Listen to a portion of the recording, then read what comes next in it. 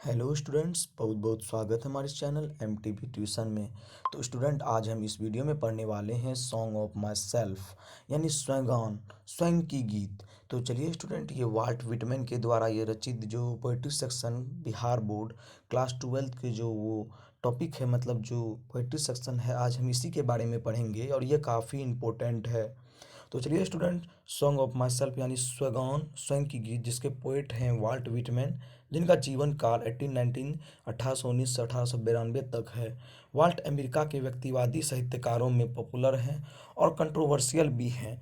आम जनमानस की भाषा लिखने के कारण पीपल्स पोएट यानी आम आदमी का कवि कहे जाते हैं। वाल्ट की कविताएं लिप्स ऑफ ग्रासेस में संग्रहित हैं, जो फ्री रिदम और लैक ऑफ रिदम के लिए प्रख्यात हैं। अमेरिका साहित्यों में विवादित हैं। तो चलिए स्टूडेंट, ये वाल्ट विटमैन के द्वारा रचित है। तो चलिए स्टूडेंट, हम आगे बढ़ते हैं जब हम पढ़ेंगे सॉन्ग ऑफ माई सेल्फ, यानी स्वगान, स्वयं की गीत। I celebrate my self and song of my self and what I assume you shell assume. तो कविवर कह रहे हैं कि मैं स्वयं से प्रेम करता हूँ, इसलिए मैं खुद ही गुनगुना लेता हूँ और खुशियाँ भी खुद में ही मना लेता हूँ, और आपको भी ऐसा ही करना चाहिए। तो ये काफ़ी इम्पोर्टेंट है। For every atom belonging to me as belonging to you. तो कई बार क्या कह रहे हैं कि जो एवरी एटम है, for every atom belonging to me as belonging to you, यानी जैसी कल्पना मेरी है वैसी कल्पना आपकी भी होनी चाहिए, क्योंकि जिन कणों से मैं बना हूँ और उन्हीं कणों से आप भी बने हैं। I love invite my soul, I lean and lope my ease observing spear of some grasses। मैं स्वच्छंद और स्वतंत्र रूप से अपनी खोज में भटकते रहता हूँ और अपनी सहूलियत से बैठ गर्मी की घास की नोक को देखता हूँ। तो इस बारे में कवि और बता रहे हैं कि मैं स्वयं को गाता हूँ, स्वयं के लिए गाता हूँ, खुद को गाता हूँ और खुद में ही गुनगुना लेता हूँ, क्योंकि जिन कणों से मैं बना उन्हीं कणों से आप भी बने हैं, और आपको भी ऐसे ही गुनगुना लेना चाहिए, आपको ही स्वयं के लिए प्रेम कर लेना चाहिए, गीत गा लेना चाहिए।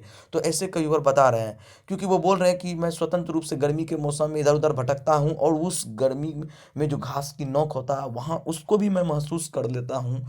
तो कवि और इस सेंटेंसेस के थ्रू, इस वाक्य के थ्रू यही बताने की बात कर रहे हैं, बता रहे हैं। तो चलिए स्टूडेंट, हम आगे बढ़ते हैं और ये काफ़ी इंपॉर्टेंट है। जब हम आगे बढ़ेंगे तो देखेंगे अगला पैराग्राफ।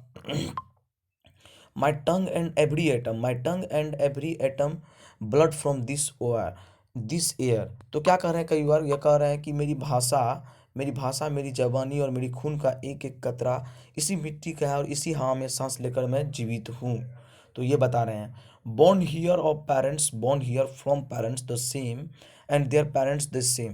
तो वो क्या कह रहा है कि अपने माता पिता से, और वो अपने माता पिता से यही इस धरती पर पैदा हुए हैं। तो क्या कह रहे हैं कि मैं अपने माता पिता से पैदा हुआ हूँ और वो अपने माता पिता से पैदा हुए हैं, और इस धरती में ऐसे ही लोग पैदा हुए हैं। I now 37 years old in perfect health begin hoping not kiss till death। तो जब आगे पढ़ेंगे सेंटेंसेस, तो यहाँ आप देखेंगे कि जो कविवर हैं ये बता रहे हैं कि 37 years ओल्ड होने के बाद भी मैं पूर्ण रूप से स्वस्थ हूँ और उम्मीद करता हूँ कि मरने दिन तक ऐसे ही स्वस्थ रहूँगा, स्वच्छंद रहूँगा। तो ये कविवर बता रहे हैं। और जो लास्ट लाइन पैराग्राफ है, इससे इंपॉर्टेंट क्वेश्चन आते हैं कभी कभी। इससे इंग्लिश में मतलब हिंदी में भावार्थ लिखने भी आ जाते हैं बिहार बोर्ड क्लास 12 के एग्जाम में। तो ये पैराग्राफ को आपको बहुत ही इंपॉर्टेंस है, बहुत ही देख लेना चाहिए। क्या है? Creeds and school in abeyance, retiring back a while sufficed at what they are but never forgotten। I harbor for good bad, I permit speak at every hazard।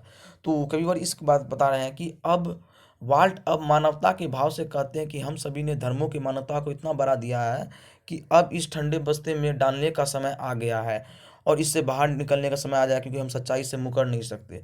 तो कई बार क्या बोल रहे हैं कि आज के समय में इतना धर्म को इतना मतलब स्वतंत्र दे दिया है, धर्म को मैं इतना आगे बढ़ा दिया है कि लोग अब जातीय धर्म भेदभाव कर रहे हैं।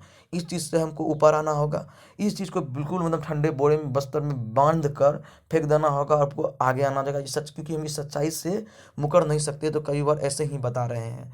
तो चलिए लास्ट सेंटेंसेस जो काफ़ी इंपॉर्टेंट है ये भी। Nature without check original energy. प्रकृति कभी भी मूल ऊर्जा को चेक नहीं करती, प्रकृति कभी भी मूल ऊर्जा को चेक नहीं करती। तो यही इंपॉर्टेंस है स्टूडेंट, ये काफ़ी इंपॉर्टेंस है।